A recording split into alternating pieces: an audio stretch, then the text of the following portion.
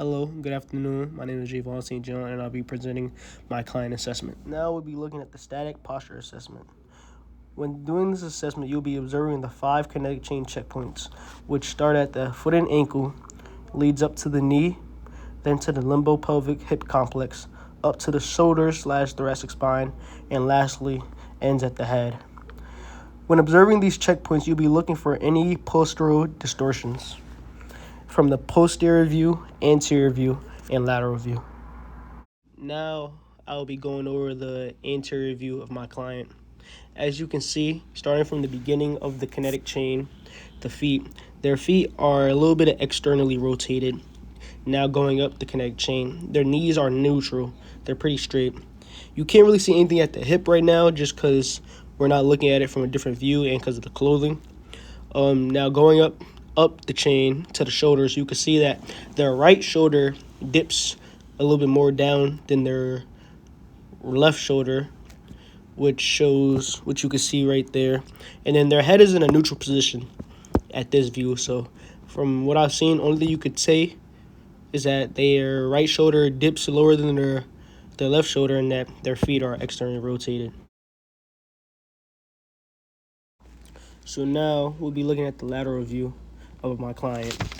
And in the lateral view, you can see some of the distortions that you were able to see in the anterior view, but now you'll be able to see that my client has a little bit of forward head carriage, and also that their shoulders don't align with the ear, which also shows that they have forward head carriage. You can see the foot externally rotated too. And then when you go up to the knees, it's the same thing. They look neutral.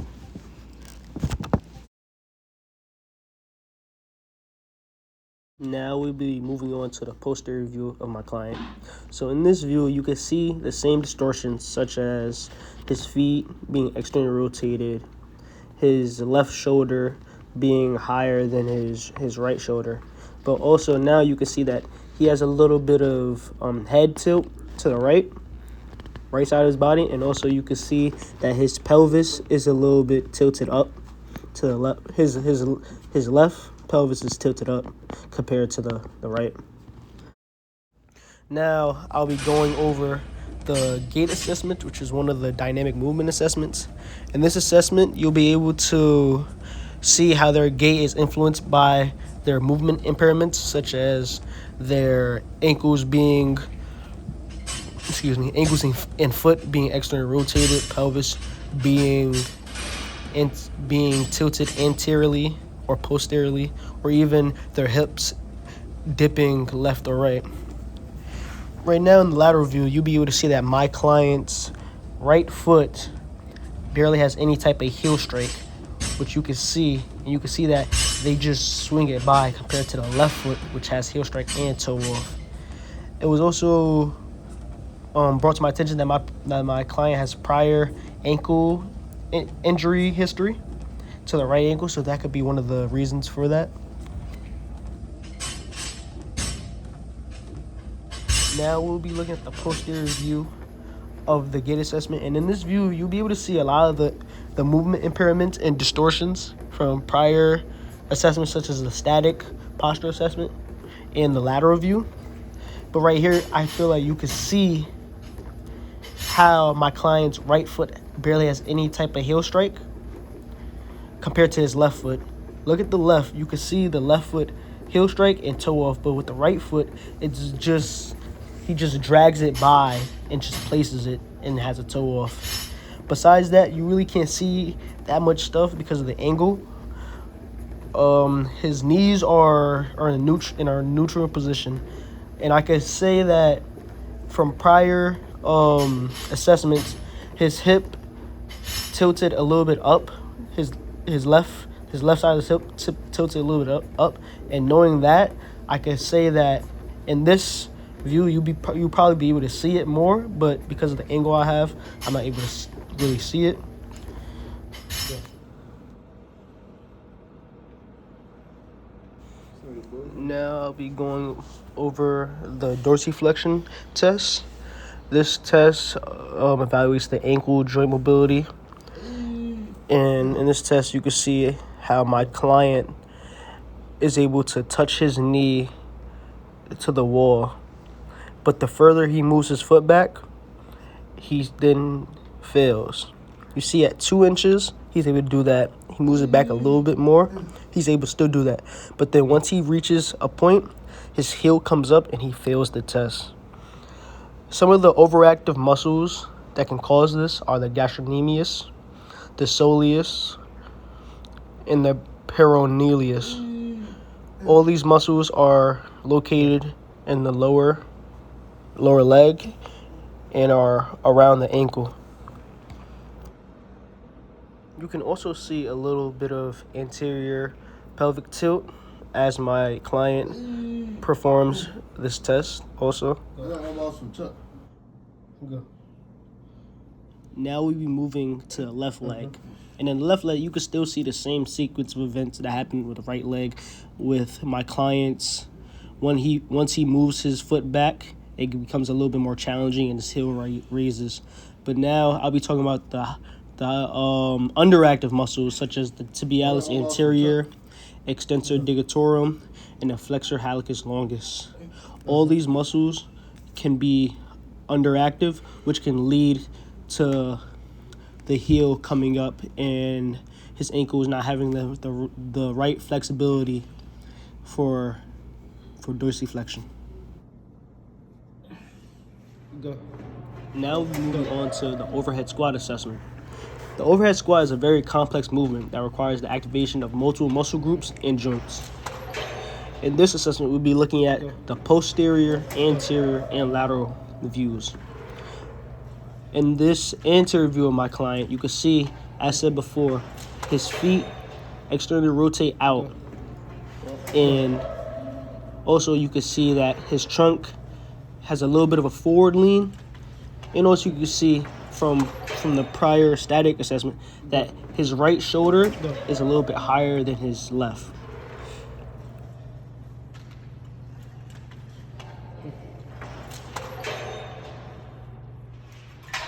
Go. Now we'll be moving on to the lateral view of the overhead squat.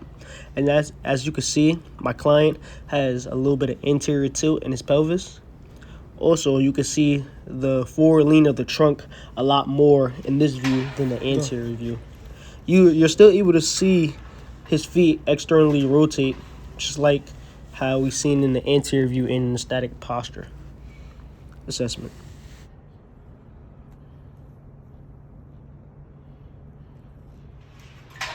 Go.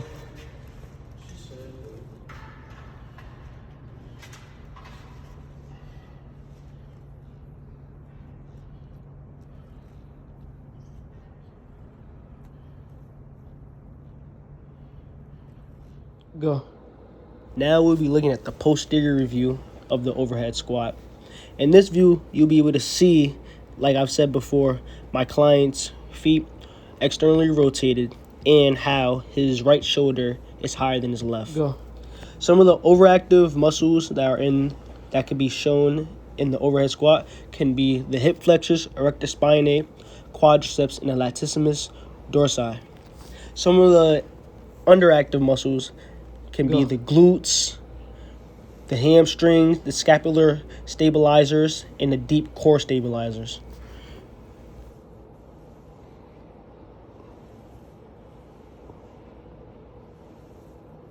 Go. Now we'll be going over the single leg squat assessment. Just like the overhead squat assessment, it is a challenging exercise that requires the activation of multiple muscle groups and joints in the body.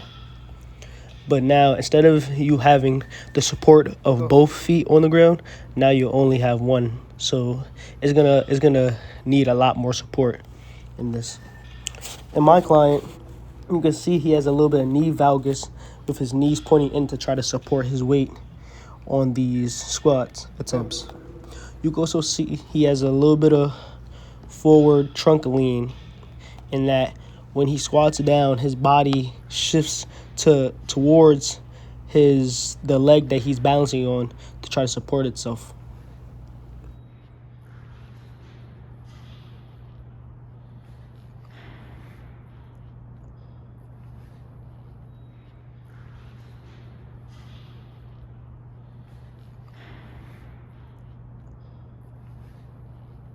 On your go.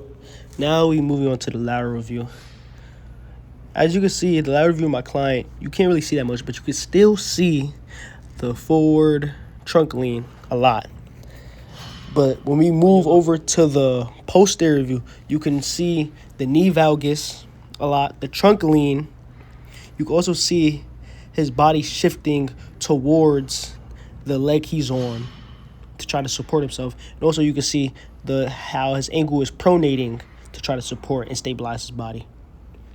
Some of the overactive muscles that are active in the single leg squat are the tensor fasciae lata, quadriceps, adductors, and the gastrocnemius.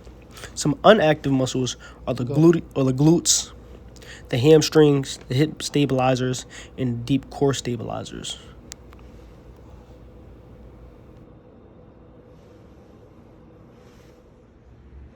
Now we'll be looking at our last assessment, which is the Davies test. The Davies test assessment is a dynamic movement assessment that identifies movement impairments during repetitive plyometric activity for the upper extremity. The Davies test requires upper extremity agility, strength, and stabilization, and also stability of the trunk and the lumbopelvic hip complex. The Davies test is only viewed from the lateral view. During this test, the trunk should stay parallel to the ground with the spine and scapula staying neutral. You can see as my client does this test, his scaps are moving back and forth, which is called scapular winging. And also you can see his shoulder elevating, his left shoulder elevating, which is scapular elevation. You can also see the lumbopelvic hip complex as his hips move side to side, which is showing excessive trunk movement.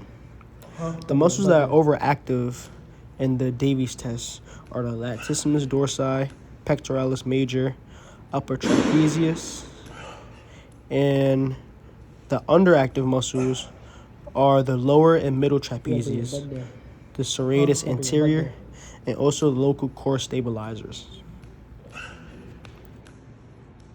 This is all I got for my client assessment. I want to say thank you for listening, and also I want to thank my client for allowing me to assess them and use them for my client assessment. Thank you.